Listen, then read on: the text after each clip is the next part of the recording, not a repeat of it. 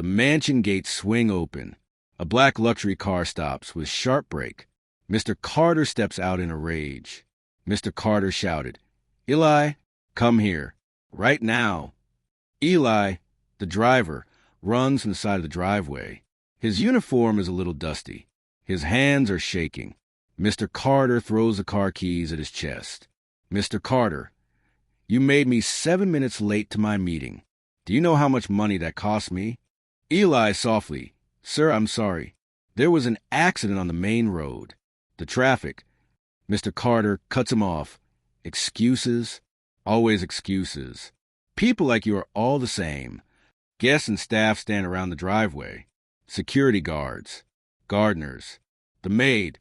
Even Mr. Carter's young son, Daniel, is watching from the stairs. Eli lowers his head. His eyes shine with tears. "Eli, sir, please. I really need this job. My mother is sick. My daughter's school fee." Mr. Carter points at the gate. "Mr. Carter, you're fired. Get out, and never come back to my house again." Eli freezes. For a second, he cannot move. Daniel whispers from the stairs, "Dad, please don't." Mr. Carter snaps, "Go inside, Daniel. This is not your business." Eli finally picks up his small bag. He looks at the boy one last time. His voice cracks. "Eli, take care of yourself, Daniel." He walks out of the mansion. The giant gate closes behind him with a loud metallic sound. The poor driver walks away. The billionaire turns his back. Neither of them knows. The security camera at the gate has recorded something that will change everything by tomorrow. Earlier that morning, the city was loud and busy. Eli sat in the driver's seat of the black car, outside a tall glass building. He checked his cheap wristwatch again and again. Eli thought, "Come on, sir, please come out. The traffic will be heavy soon." Inside, Mr. Carter was giving a TV interview. He was a famous billionaire. People called him the king of real estate. He smiled in front of the cameras and said, "I believe in respecting every worker, from cleaners to managers. We are all a family." Everyone clapped. But outside, Eli waited alone in the hot sun. Finally, Mr. Carter came out with reporters and business partners. He didn't even look at Eli. They sat in the car. "Mr. Carter, airport. And don't be late. I have a $200 million meeting." "Eli, yes, sir." They drove off. But halfway, the cars in front suddenly stopped. A big accident had happened ahead. 2 cars had crashed. An ambulance blocked the road. Horns were loud. People shouted. The clock was moving. Eli bit his lip. His hands were tight on the steering wheel. Eli thought, "Oh no, oh no, please move, please move." He tried a side road, but it was also full. By the time Eli reached the private jet terminal, Mr. Carter was 7 minutes late. The other businessman had already left. Mr. Carter was furious. "Mr. Carter, do you know what you've done? That was a $200 million deal." Eli turned around in his seat. His voice was gentle, almost pleading. "Eli, sir, there was an accident. I even tried the side street. I promise I did my best." "Mr. Carter, your best is not enough. You drivers are all the same. Slow, stupid, replaceable." Those words hit Eli like a slap. If you were in his place, what would you do? Eli whispered, "I'm sorry, sir." Mr. Carter didn't care. He called his assistant. "Mr. Carter, prepare the car. I'm going home. And I want a new driver by tomorrow. Someone better than this useless man." When they reached the mansion, you already know what happened. The public firing, the insults, the humiliation in front of everyone. The last thing Eli saw before the gate closed was little Daniel standing there with tears in his eyes. But what no one noticed was that just 10 minutes before the firing, something else had happened near that same gate, and only one security camera had seen it, and that truth was still waiting to be played. Eli walked home on tired feet. No car, no ride, just a plastic bag with his uniform and a few coins in his pocket. He entered a tiny rented room in a crowded area. His mother lay on a thin bed, coughing. His young daughter, Mia, ran to him. Mia, Papa, you came. Did you bring the notebook from my school? Eli forced a smile. His throat felt tight. Eli, not today, princess. Papa will bring it soon. I just had a long day. Mia looked at his wet eyes. Mia, did your boss shout at you again? He didn't answer. He just hugged her. A tear slipped down his cheek and fell on her hair. That night, Eli sat on the floor, his back against the wall. His mother whispered, Son, is everything okay at work? Eli softly, They fired me, Ma. His mother closed her eyes. Her voice shook. Mother, how will we buy my medicine now? Eli looked at his hands. Eli, I don't know, but I will find a way. I always do. Back at the mansion, everything looked perfect from outside, but inside there was storm. Daniel sat in his room, hugging a small toy car Eli once gave him. Daniel, Mom, why did Dad fire Eli?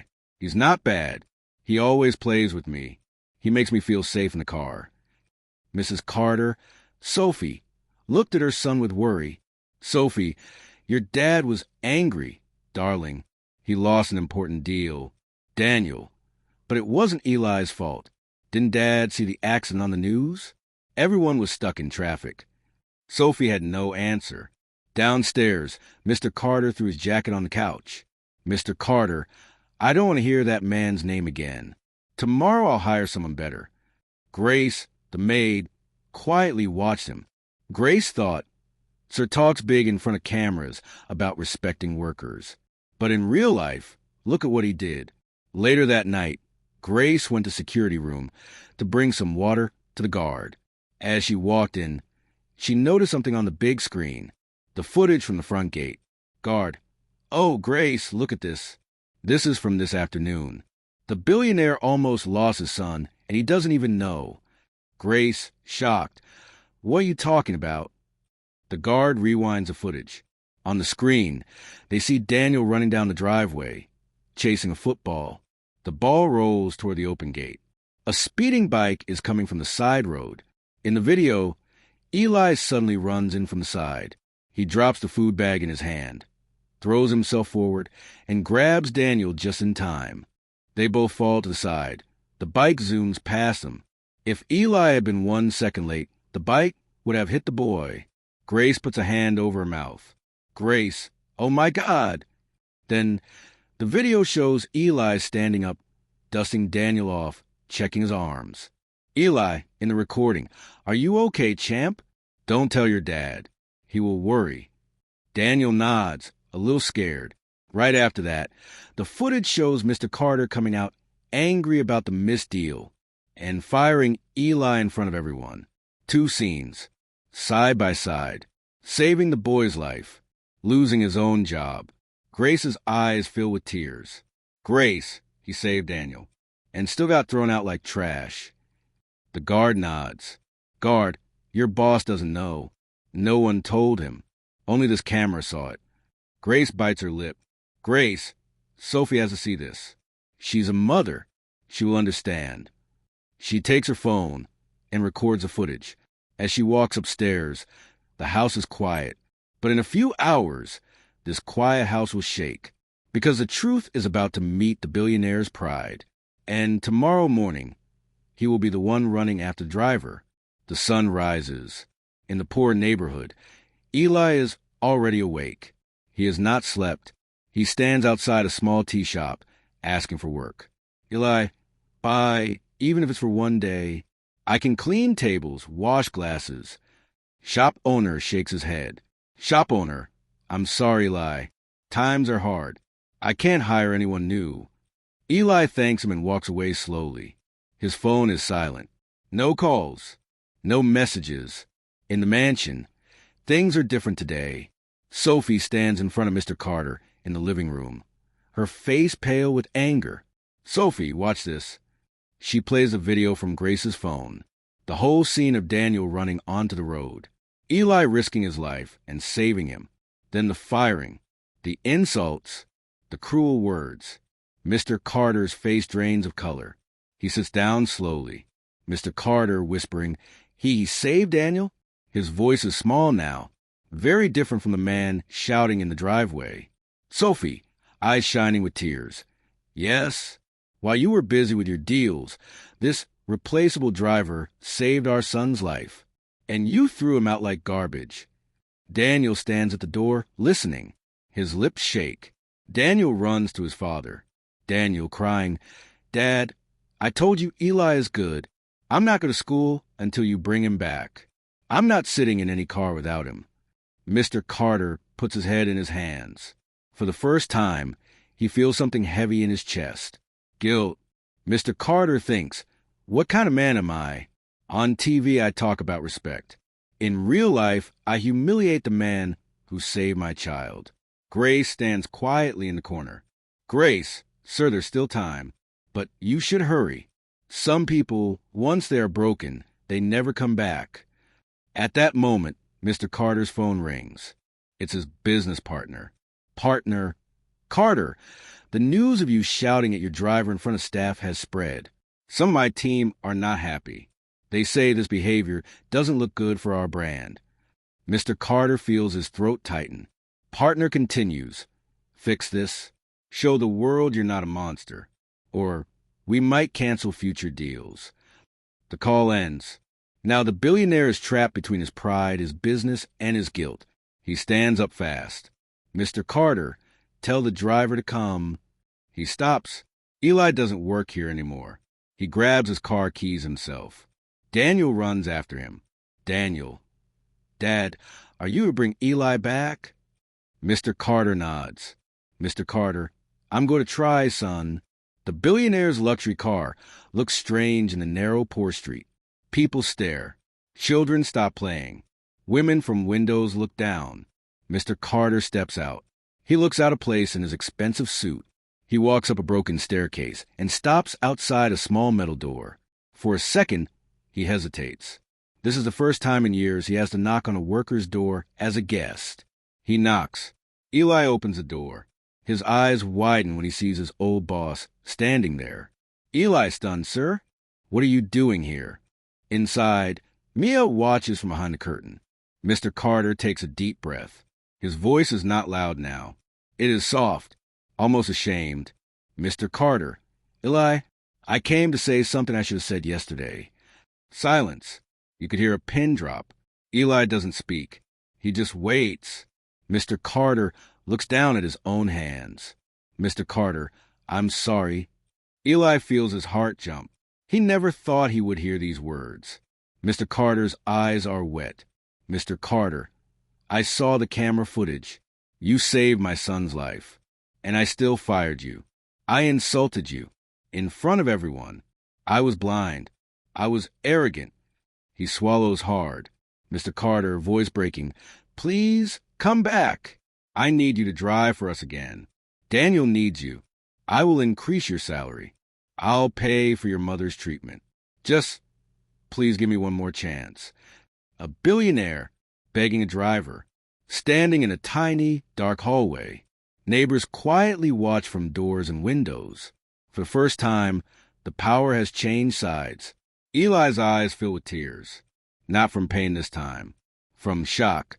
Eli softly, Sir, do you know what hurt me the most? Not losing the job, but hearing you say, people like you are all the same. You didn't see me as a human, just as a tool. Mr. Carter nods, ashamed. Mr. Carter, you're right. I was wrong. People like me are all the same, until life slaps us awake.